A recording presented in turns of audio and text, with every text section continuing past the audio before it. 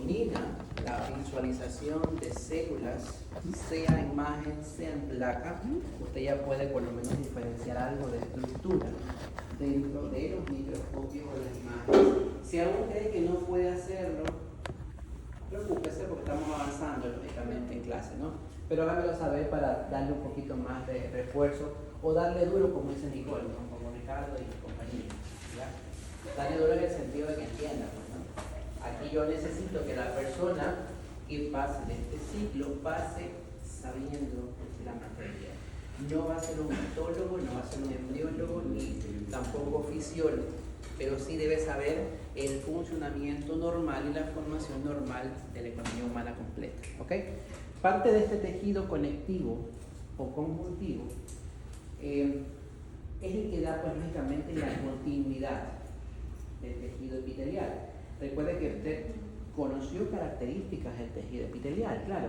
Eran células donde había escasa sustancia entre células, siempre descansaban sobre una membrana basal, era avascular, no era inervado, perdón. Lógico, son características que distinguen a esos epitelios, a esas mucosas. Lo contrario es el tejido conectivo conjuntivo. Claro, es lo que sigue, lo que conecta, como dice la palabra. Tiene sus características, todas son características del tejido conectivo, etc. Pregunta examen, ahí está. Se llama también tejido conectivo conjuntivo, también llamado tejido de sostén, que es lo que hace, proporciona continuidad con el resto de los tejidos, sea el epitelial, el tejido muscular, el tejido nervioso incluso, y también en otros componentes del tejido para conservar el cuerpo integrado desde el punto de vista funcional. Esa es su palabra, conectar y lógicamente engranar el resto de tejidos. Está compuesto básicamente de células y una matriz extracelular. Esa matriz extracelular está compuesta ahí por sustancia fundamental y por fibras. Ya vamos a ver la fórmula correcta de poder identificar el tejido conectivo conjuntivo. Presenta diversos tipos de células, ya vamos a ver detalles cuáles son. Aparte de eso, como característica, tiene bastante o abundante material intercelular, a diferencia del epitelial. Aquí sí, entre célula y célula hay un mar de separación entre ellos. Este sí tiene vascularización, es decir, tiene su inervación propia a la vez que su propia inervación, por ser tejido conectivo de sostén. Y también, al final, tiene una gran capacidad de regeneración, llamada por ustedes, conocida por la gente como cicatrización, y casi todos los tejidos conjuntivos de manera embrionaria, como ustedes ya han visto, en teoría seguirán viendo hasta fin de año, en biología derivarán del mesodermo. ¿Okay? Recuerden, son características del tejido conectivo conjuntivo. Pregunta de examen, parte de ahí. Esta clasificación tabla resume cierta estructuración. Como ustedes son eternos embriólogos, van a estudiar el tejido conjuntivo de la embriología en un mesenquimático y un mucoso, ¿ya? Pero en el tejido conectivo ya del adulto, hablamos del tejido conectivo tipo laxo y del tejido conectivo denso.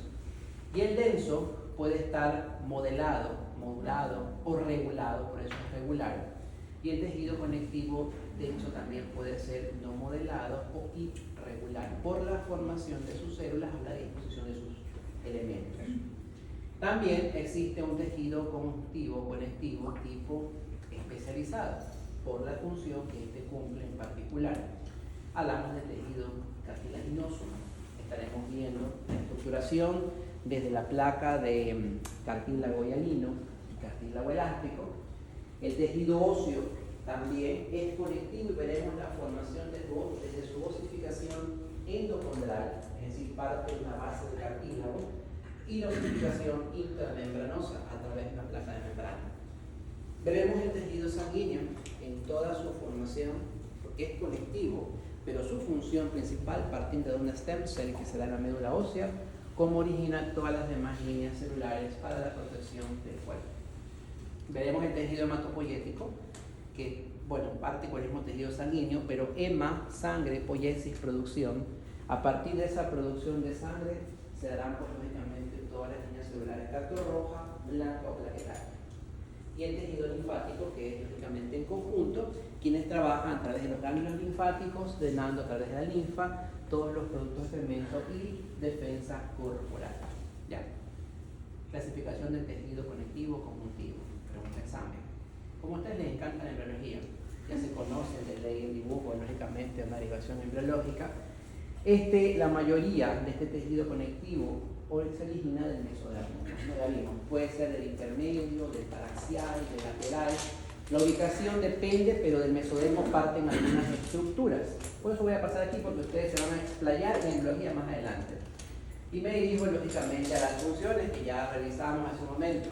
Soporte estructural, medio de intercambio, porque conecta el epitelio con el resto, contribuir a la defensa y protección del cuerpo, también, y crear el sitio para un depósito de grasa por cierto tejido especializado.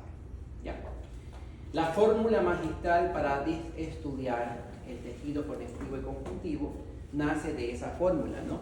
Compuesto por células más la matriz extracelular. Y esa matriz extracelular está formada por la sustancia fundamental amorfa y fibras. ¿Ya? Igual tejido conectivo conjuntivo. ¿Ya? Note cómo está formado el tejido conectivo: células y matriz extracelular. No se olvide. Y la matriz contendrá la sustancia celular amorfa por su disposición, por la estructuración de la sustancia, y fibras que forman parte de eso, que pueden ser reticulares, elásticas, otras más. Las fibras también son consideradas matriz extracelular, las fibras. ¿Vale? Las fibras también son Sí, son parte de la matriz. Bueno, la matriz no era lo que está cada célula en el espacio entre ellas. No. Lo que viene a ser Aquí hablamos de concepto histológico. Cuando tú diferencias un tejido conectivo, que es lo que estamos en la figura, tú vas a diferenciar células por un lado y el resto será matriz extracelular. Dentro de la matriz vas a encontrar sustancias y fibras, pero no son seres independientes. Solamente las células vamos a estudiarlas por separado. ¿Ya? Esas dos forman tejido conectivo conjuntivo. ¿Okay? Entonces este cuadro resume lo que vamos a estudiar en la parte práctica. ¿Ya? ¿Qué vamos a estudiar? Vamos a estudiar, como hemos visto, el tejido conectivo conjuntivo, las células, por un lado, y esas células pueden ser propias o fijas del tejido conectivo, o pueden ser libres y móviles, ¿ya?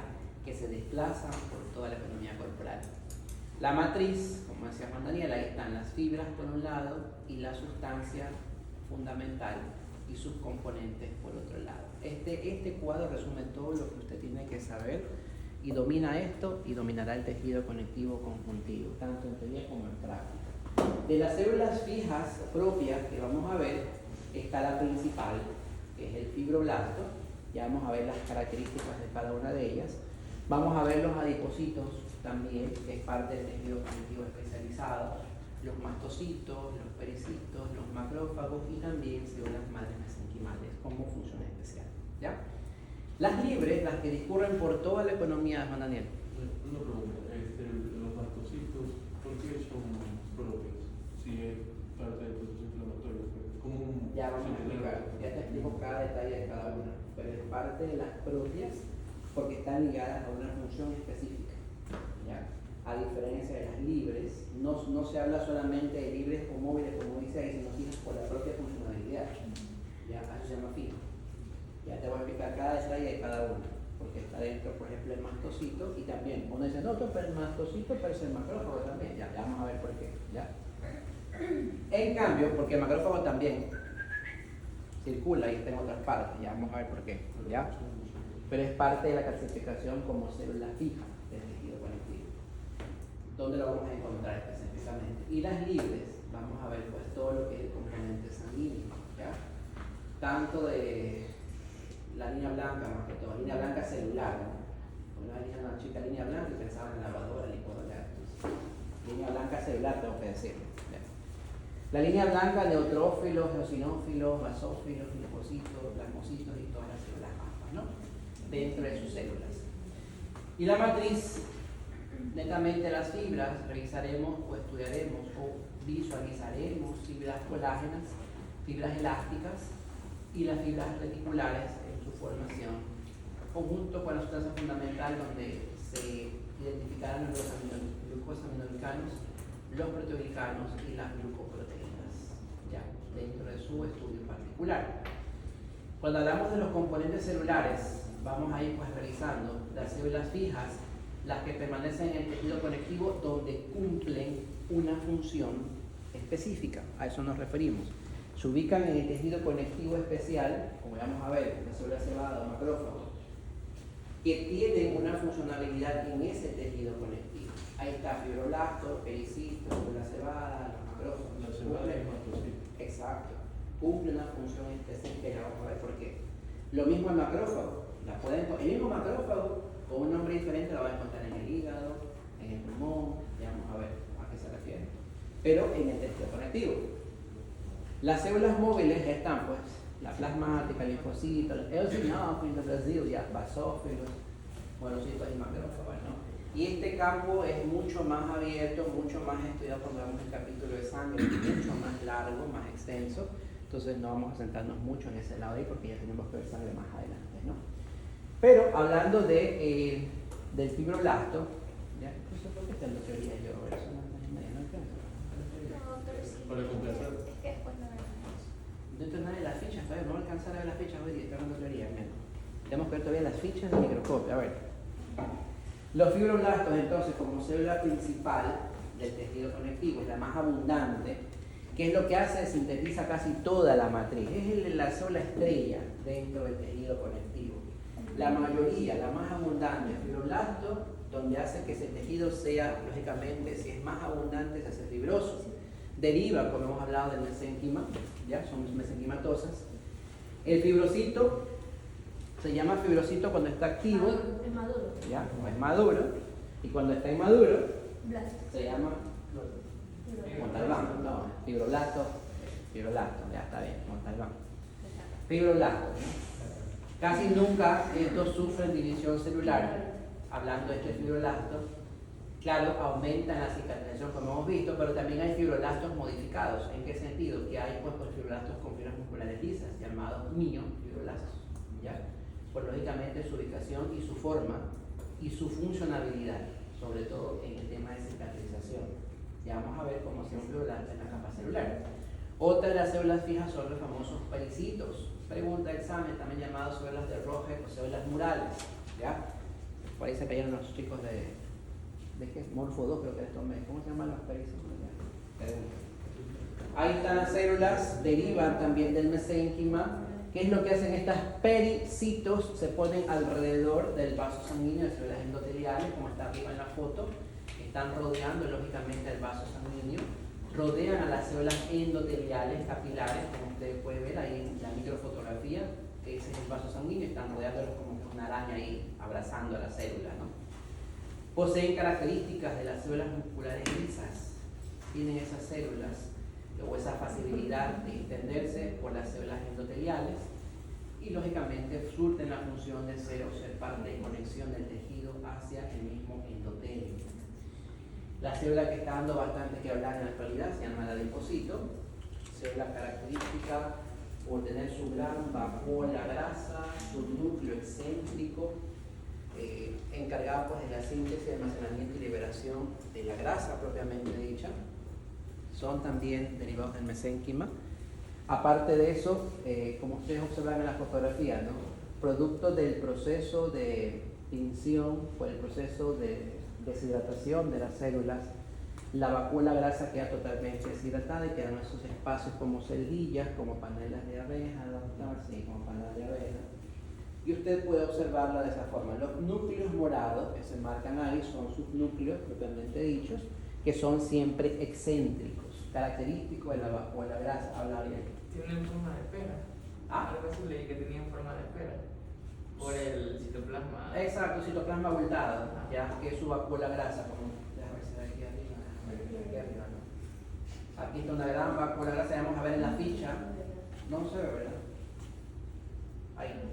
Ya vamos a ver en la ficha que vamos a dibujar, qué es lo que va a usted ver en el microscopio y cómo va a dibujar el tejido graso. Claro, aquí de pronto está con... Si quisiéramos ver la grasa teñida, usamos lógicamente tinción de Sudán para poder teñir, a pesar de que esté bajo un proceso de deshidratación, la vacuola grasa en el microscopio. La técnica del rojo oleoso. Rojo oleoso. Rojo oleoso es parte de componente de aceite, no me acuerdo el nombre específicamente, pero tiñe la célula de color grasa rojo. También sirve para eso, ¿no? Pero la más común que ustedes van a ver es hematoxilina y van a ver los espacios muy marcados. Es uno de los tejidos más sencillos de visualizar en el microscopio. El adipocito puede acumularse y formar tejido adiposo, que es lo más común. Ya hoy se vive con el tema del sobrepeso y las grasas. Se ataca al adipocito con diferentes técnicas en la actualidad. Los que hacen medicina estética se dedican lógicamente a eso, a trabajar con la hidrolipoclasia, con la carbositerapia, con otras inyecciones a nivel del tejido celular subcutáneo, sin necesidad de ser cirugía plástica estética, pueden eliminar diferentes tipos de células, ¿no? La hidrolipoclasia es la inyección subcutánea a través de una vía hipodérmica, donde, por decirlo así, hinchan al adipocito con solución salina o con algún tipo de otra sustancia como alcachofa. Y lógico, después lo pasan por un ultrasonido y luego por ultracavitación lo que hacen es romper la célula, ¿ya? Le causan ruptura y lógicamente eclosionan, mueren y pierden su contenido, y luego con el drenaje linfático lo eliminan a través de la orina. Parte de la cirugía de la medicina estética se encarga de esto aquí a través de la liposis. Otras células son las células cebadas que hablaba Juan Daniel, ¿ya? Estas células, entendamos aquí un poco, son mediadores de la inflamación. Si usted entiende bien esto, va a entender algunos procesos con respecto al manejo de enfermedades. ¿Por qué? Porque son mediadores, están presentes, en este caso inflamatorios, y también a las reacciones de hipersensibilidad, conocidas en el mundo de la alergología como la atopia, ¿ya?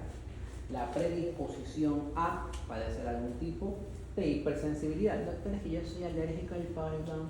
Ya, doctor, es que soy alérgico, es que no puedo poner bambalina porque yo solamente uso oro y me causa aquí, ya. Entonces, esa es la que libera los gránulos y libera la histamina y hace que se inflame. ¿Perdón? Esa es la que libera los gránulos que liberan histamina y Ya, hace que... histamina. Ya vamos a ver, estamos. Parte de eso, ¿por qué? Porque mira, son precursores, claro, de la médula ósea, poseen gránulos dentro de sus células, ahí está de arriba, están granulados, ¿no? Aquí arriba, ¿ya? Son células granuladas, parte de los granulocitos de la línea blanca, y pueden ver dos tipos de mediadores, porque poseen sustancias, esas son mediadoras. Los mediadores primarios son los más fuertes. Hablamos de la heparina, de la histamina, que hablaba el señor Pauta, y lógicamente, como son células cebadas, la persona tiene hipersensibilidad, produce en manera exagerada este tipo de células, o no es que produce, atacan a la zona sensible, porque son parte de línea de defensa, pero su forma de defenderse es produciendo, lógicamente, histamina, ¿ya? Hay otros como factores quimiotácticos de eosinófilos y neutrófilos, pero del primer grupo, los mediadores primarios, es la histamina. La histamina es lo que le hace que usted le dé, pues le da alergia, le pica la nariz, le da secreción o rinorrea, le pica la nariz. Aparte de eso, le pica los ojos, doctor, es que me da alergia, le pica los ojos, le da conjuntivitis alérgica, le pica todo el cuerpo, bueno, y todo lo demás, ¿no? Porque la histamina está siendo liberada por el torrente sanguíneo. De ahí que la solución es añadir un medicamento antihistamínico, ¿ya? Para lógicamente reducir este tipo de sustancias. Hablamos de Alercet, hablamos de las, ¿cómo se llama? La cetiricina, la loratadina que ni se usa, está la abuelita ya, la loratadina. Y la última de moda, la TAP, es la Alegra, la fexofenadina, que es la que más se usa, pues lógicamente en la actualidad, carísima, pero bueno, se usa igual. ¿Y el basófilo juega en conjunto con esta célula cebada o solo está independiente? Solo, digamos. No, trabajan en conjunto, porque igual los eosinófilos también, vamos a ver, basófilos, eosinófilos entran dentro de este marco, y por eso es que hay pacientes o hay personas que son más sensibles o más reactivas que otras, porque algunas líneas celulares actúan en conjunto. Los mediadores secundarios están los leucotrienos, las prostaglandinas, las citocinas y las interleucinas, que son también mediadores muy fuertes y drásticos. Por ejemplo, los pacientes que tienen hipersensibilidad, un asmático y tiene hipersensibilidad. Le da alergia a todo, el gato, el perro, todo le da alergia, el polvo, la casa, todo. Entonces, ¿qué le mandan a hacer a él? A tomar un inhibidor de los leucotrienos, ¿ya? El famoso Montelukast o Singulair, ¿ya? Que es carísimo, ¿ya? Montelukast de 10 miligramos para los adultos, 4 miligramos para los niños, ¿ya? Este, lógicamente, es un estimulante, un inhibidor de los...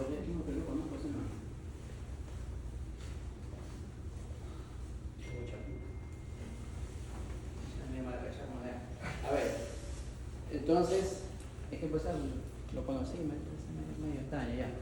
¿Qué hace por acá? Se le manda a tomar un inhibidor de los leucotrienos. ¿Por qué? Porque el proceso es inflamatorio agudo, ¿ya?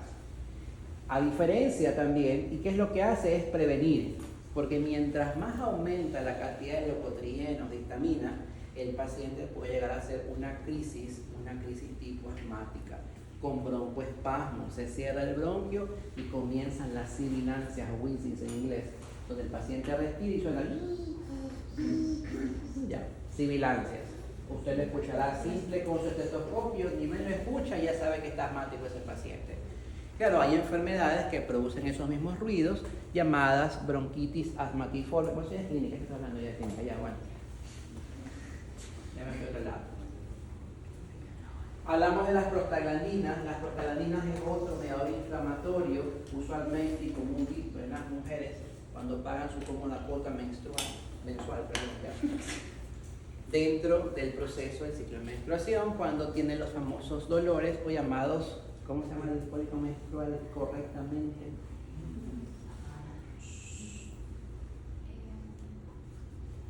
Cuando dismenorrea, muy bien. Cuando ocurre con su dolor, entonces las prostaglandinas están aumentadas en cantidad. Entonces eso favorece el ciclo inflamatorio y estas células se basan en las que están por cantidad dentro de ese relajo.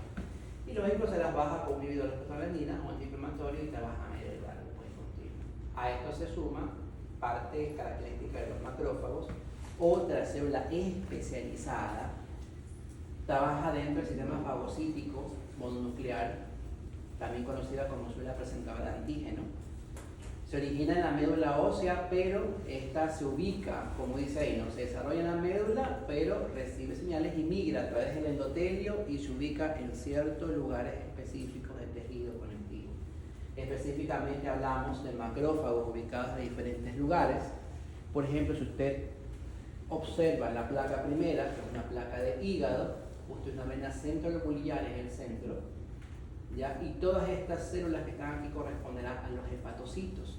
Los hepatocitos se disponen en líneas o en columnas, uno atrás de otro, alrededor de la vena centrolobulbar, y eso hace que tome una forma de estrella o sol llamado estrella de Hering o de Hering.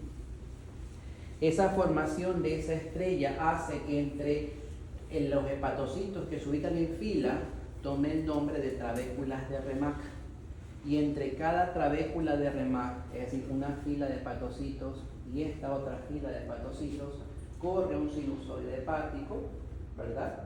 Y entre ambos queda el espacio perisinusoidal de Dice o de Dice. Es ahí donde se va a ubicar ese macrófago especializado, que en esa zona toma el nombre célula de Puffer, ¿ya? Que es un macrófago. En el pulmón se ubica lógicamente en la zona, en las partes de los alvéolos capilares para células de polvo. En la piel, también macrófagos especializados toman el nombre de célula de Langerhans.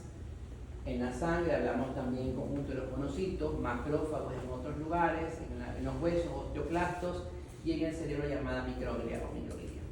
¿Okay? Células. De las células móviles solamente las voy a nombrar, ya las saben porque no vamos a centrarnos en esto hasta que no veamos el capítulo de sangre. Solamente me centro, por ejemplo, en los eosinófilos. Eosinófilos, cuando usted ve a un paciente y le trae, bueno, ustedes aprenderán conmigo los exámenes de sangre. Traemos un examen de sangre y usted ve glóbulos rojos, glóbulos blancos, plaquetas, y usted ve glóbulos blancos y comienza a ver los eosinófilos que están aumentados. En nuestro medio, en su país, Ecuador, aumentan por dos tipos de lesiones.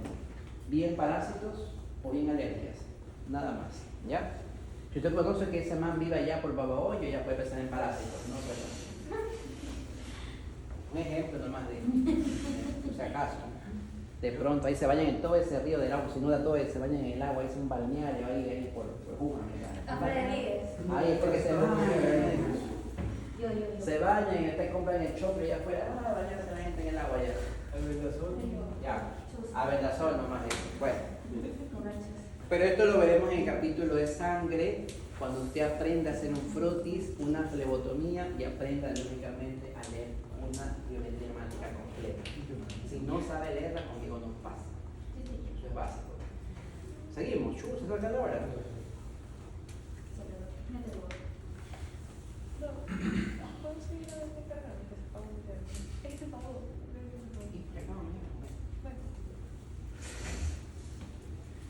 A ver, déjame pensar, si paso, sigo teoría, vamos a ver, falta algo, falta fibra. Ya me falta ver las fichas, ya. Ya, entonces damos martes, por eso voy a salir de aquí, quiero presentarles antes. Pero no se la diablo. Usted dijo que se iba a pasar desde Pité y yo estoy esperando. ¿Y ya por qué quiere que le pase? De lo barrio.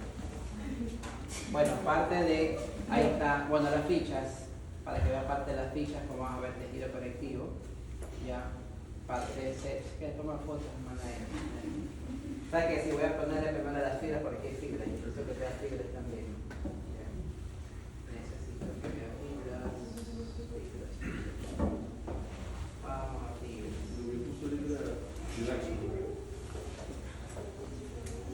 Fibras. Ya le pasé las positivas, ¿no? Ya le subí en la.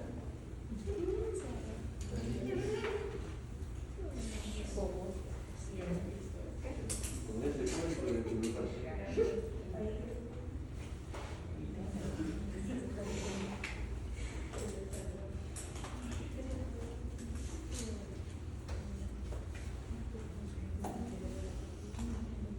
Nico, ¿tienes tu correo? ¿Tu correo?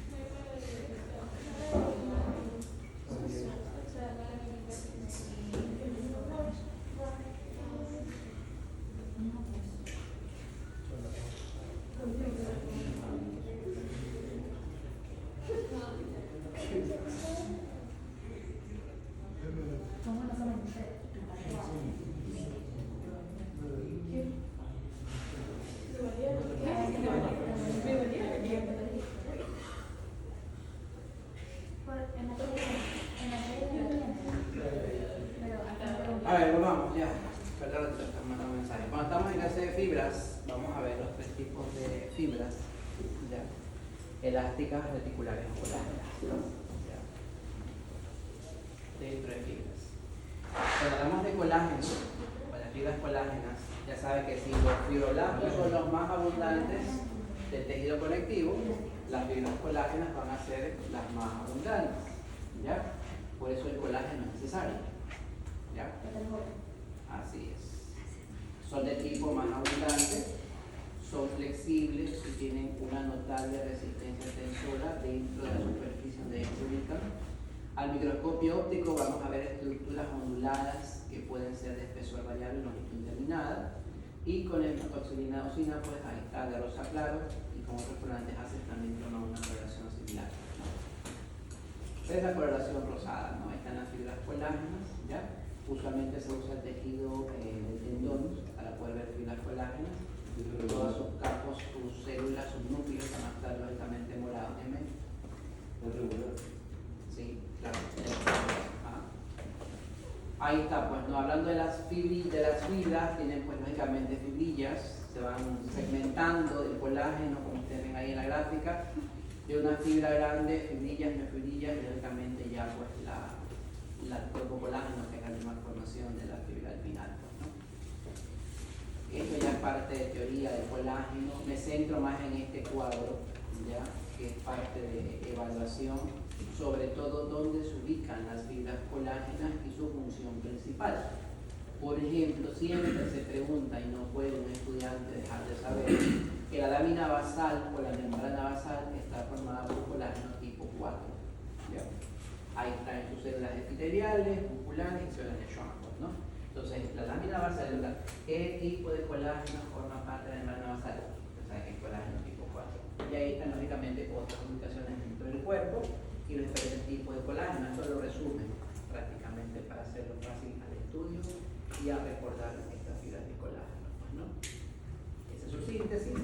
Cuando hablamos de las fibras reticulares, como se ve en la imagen, ¿ya? Reticulares forma parte de una red o una estructura enmarañada, irregular, ¿ya? Red. Por eso toma el nombre pues, reticulares. Ahí está, pues, ¿no? Lo ven un armazón de sostén, que es parte del estroma, se denominan así porque se organizan en redes o en mallas y son fibras ramificadas, ¿no? Y colágeno tipo 3 son las que están componiendo la mayor parte de esa estructuración dentro de las fibras reticulares, pues, ¿no? ¿Dónde se encuentran?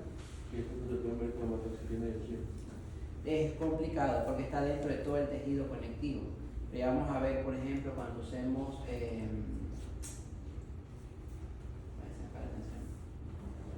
ya, cuando hablamos, por ejemplo, de las fibras de cartílago también, vamos a ver cierta componente de las fibras reticulares y vamos a ver una atención especial. Creo que es la única, como le dije, el 98% de las clases van a ser con hematocina, pero hay como esta de aquí, que va con materiales ¿Pero ha diferentes. sido primero? Con una impregnación de plata. Con técnicas de impregnación de plata. Ahí ustedes pueden ver también parte de este tejido laxo, donde lo va a encontrar vasos sanguíneos de pequeño calibre, nervios, células musculares, parte del tejido embrionario y abundantes en la primera etapa de curación de las heridas, el tejido cicatrizal, las fibras, ¿no? Claro. Cuando hay pues, un proceso de formación, tiene que formarse la red para atrapar todo el tipo de células y comenzar a cicatrizar el tejido debilitado o dañado. ¿Quiénes la cicatrizan o producen? Ahí está pues, también parte de los fibroblastos. Excepciones que se dan, simplemente estos son conceptos teóricos chicos, así que estoy dándoles cierto detalle nada más. Bueno, ahí está la formación de las fibras elásticas, por de lo contrario. Estas fibras elásticas vamos a verlas teñidas, por ejemplo, para poderlas observar en las fibras de cartílago hialino y cartílago elástico. Vamos a verlas con atención de orseína, ¿ya? La orseína va a permitir que usted localice las fibras elásticas. Claro, como es fibra elástica, el cartílago va a tener un tejido conectivo que lo va a rodear, que se va a llamar pericondrio, ¿no? Alrededor. Ese pericondrio por dentro va a tener la célula especializada, la célula per se del tejido, que es el condrocito. Ese condrocito va a tener la particularidad de asociarse en los llamados grupos isógenos de 2, de 4, ¿no? Formaciones, doctor, parecen ojitos de búho, sí, parecen unos ojitos ahí, los condrocitos. Pero dentro de ese mar de condrocitos, por ejemplo, si ustedes observan una placa de epiglotis, que es un cartílago elástico, tiene que teñirlo con orseína para poder ver las fibras de este tipo que tienen funciones de distensión y relajación por la función que cumple epiglotis en el proceso de deglución-respiración. Epiglotis cubre lógicamente la vía aérea mientras usted está comiendo, mientras está hablando se abre, pues lógicamente, y cumple esa función por el mismo cartílago elástico que tiene. En estructura compone la elastina, ¿ya? Que es lo que más tiene el cartílago elástico. Aquí se le puede ver un poco, ¿no? Se ve en la parte central, ahí están las fibras, ¿no? Wow. Aquí, ¿ven? descripción, estas más rosadas que están acá, que es lo que estamos viendo acá en gráfico. Pero lógicamente como orseína se ve de un color marrón oscuro, muy marrón oscuro, que vamos a ver en la placa si es que llevo a poner ¿ya? Y hasta aquí nos va a quedar la garganta, ya. Entramos para la próxima clase, sustancias celulares. Y las placas.